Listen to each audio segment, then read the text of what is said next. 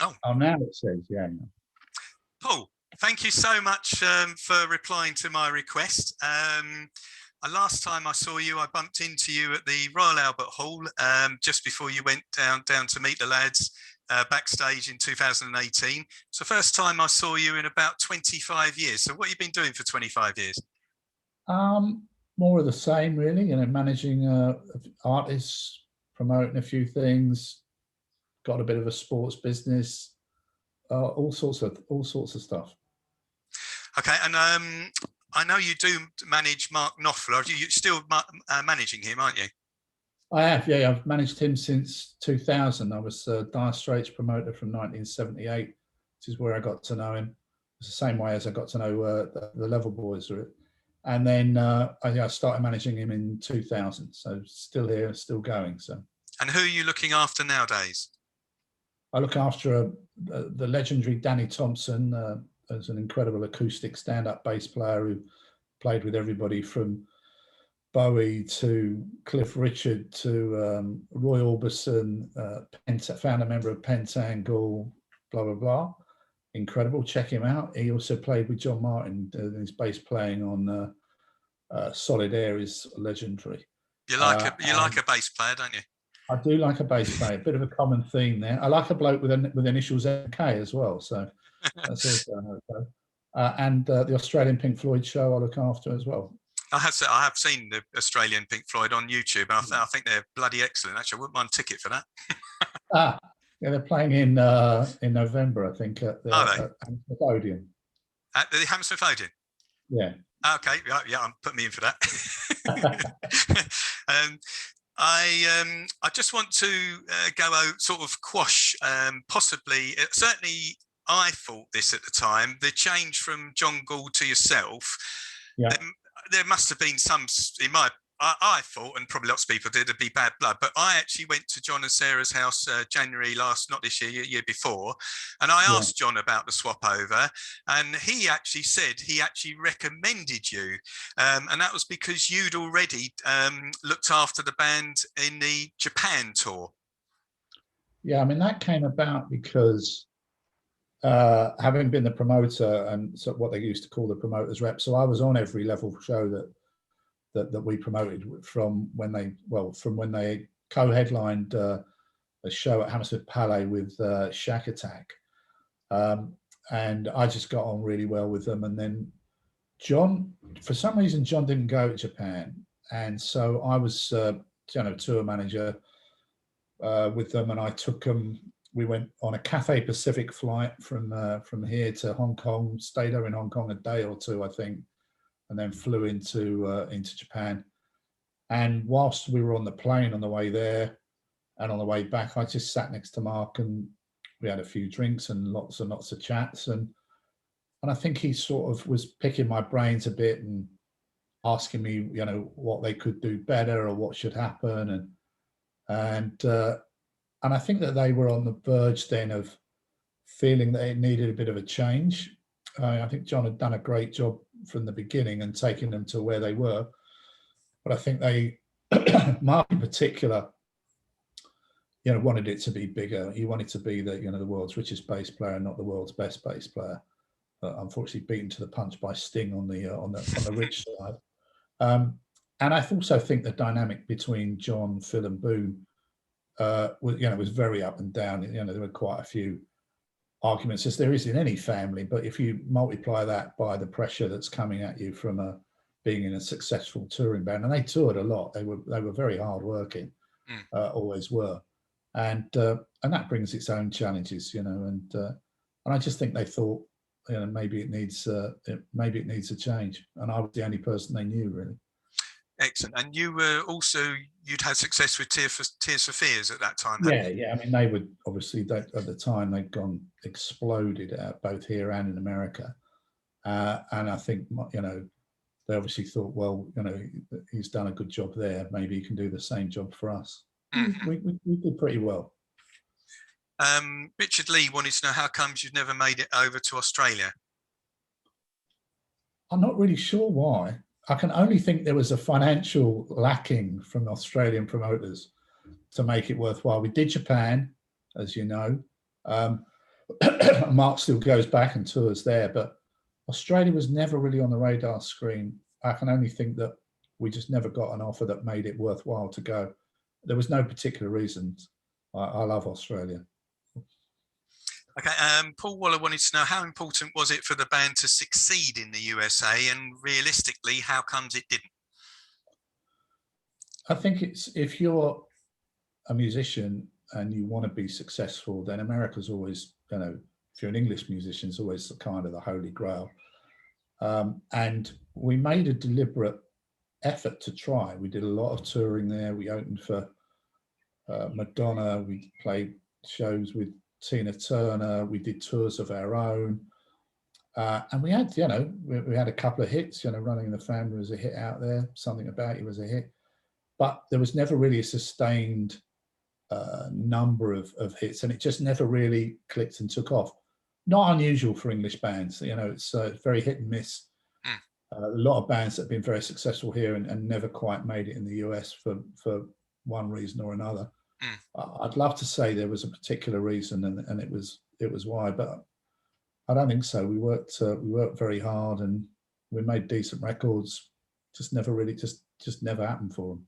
Yeah, I was very lucky enough. I was on holiday in Florida, driving down a freeway, saw a billboard saying Tina Turner playing at the Hollywood Bowl in Miami, and it said plus support level 42, and I managed to get a ticket and I managed to get backstage and see the guys as well. I've got another question. Jonathan Brazier wanted to know which level 42 concert stands out and why. It would probably be Glastonbury, probably because it was the biggest ever for them. Also because it was a great performance, staggeringly good, and it's still voted as one of the best performances by a headliner ever. Yeah, which was amazing to me. Not amazing to me because I didn't think it was, but because, you know, Level were never really, I think they were very underappreciated as a live, as a live and a recorded act, but particularly live. They were sublime at that point. And still great to this day. You know, it's there's a load of hits and brilliantly played and huge energy. And yeah, well, that's what's made me go 65 times over the last 40 years. Exactly, and I think that it's so Glastonbury, and because it was Glastonbury, you know, I think it all came together at the. Plus, I got to appear on stage at Glastonbury with them, which was great. I did a small vocal percussion part in Kansas City Milkman, which was a joy, especially since at the time, well, my then girlfriend, now my wife of 34 years, was in the crowd in the barrier watching the show, and I could hear her saying, "That's my boyfriend, that's my boyfriend." Nice one. You scored a few points that night. Yeah, with a load of other people, I suspect, in the crowd thinking, "Who's that bloke? He's not in the band." Yeah, it's very interesting because obviously Phil has stated many times that as far as he's concerned, while he was involved in the band, that was the best concert he ever did, but it was never filmed. And any reason why? It wasn't that BBC flagship program that it's now become. And most performances at festivals weren't filmed at that time. Yeah, it's a shame, really. I don't even think it was recorded.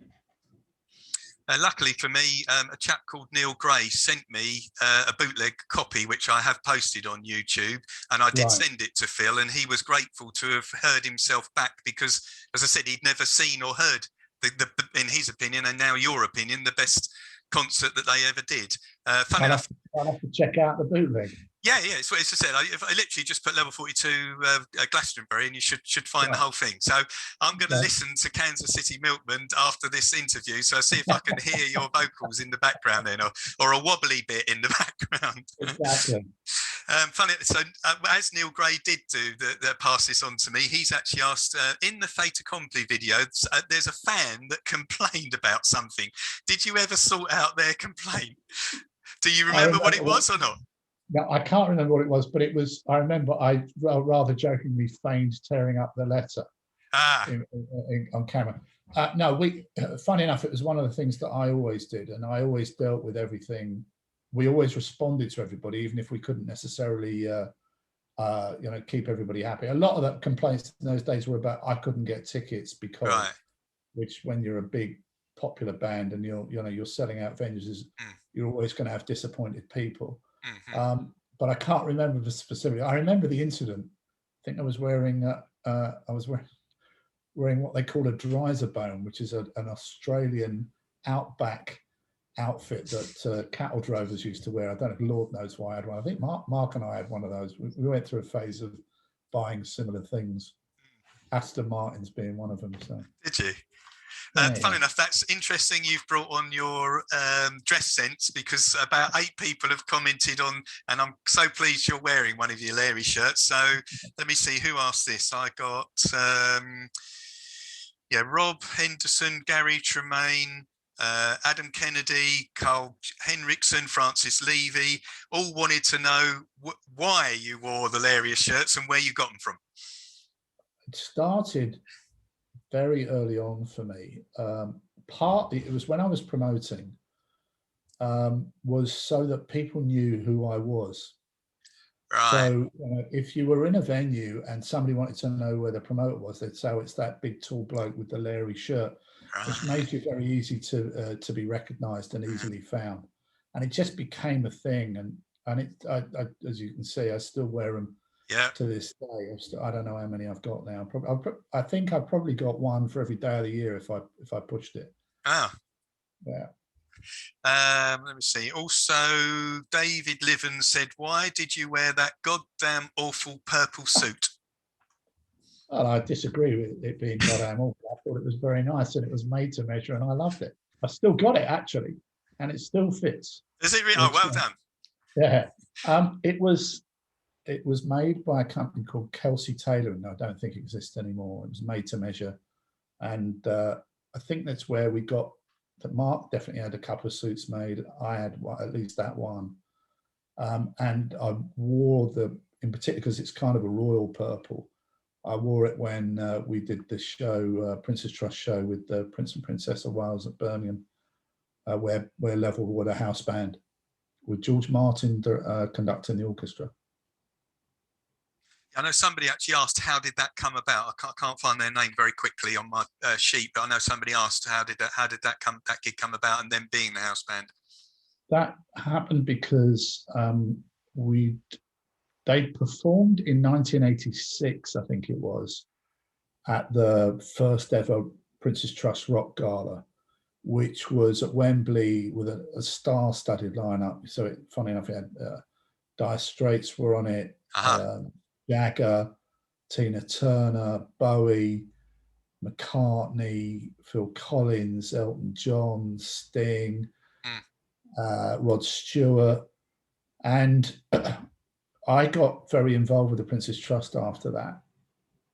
And then at some point they asked me if I would put together a rock gala, which we did in Birmingham with the City of Birmingham Symphony Orchestra, which George conducted, which was great. That was a fabulous thing. And that's why, and Mark was always up for being involved and very supportive. And he did a couple of things.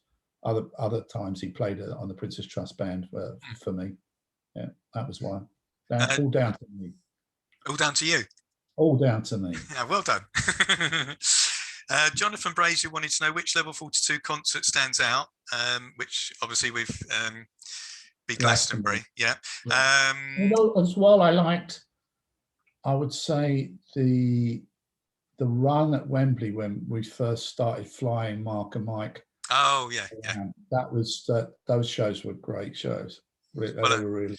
We talked off air about you letting me in the stage door, actually, because I'd been out the country for 3 months earlier, and I actually stood to the side of the stage and I said the band had to pass me to go on and come off. And wow, I mean, I just experienced what they experienced, which is seeing 10,000 happy faces all in one place. The atmosphere, I'm going goosey again, telling you.